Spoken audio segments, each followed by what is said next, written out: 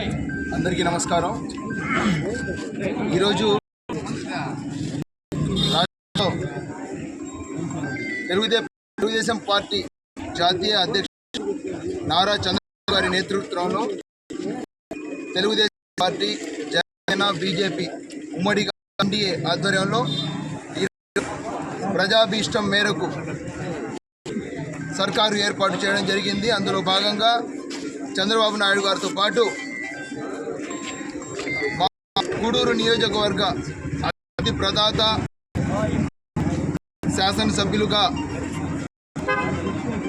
గౌరవనీయులు డాక్టర్ పాసి అనిల్ కుమార్ గారు ఈరోజు పట్టాభిషేకం జరుగుతున్న సందర్భంగా ఈరోజు కోటలో ఏర్పాటు చేసినటువంటి ఈ కార్యక్రమానికి విచ్చేసినటువంటి నాయకులందరూ కూడా నా హృదయపూర్వక ధన్యవాదాలు।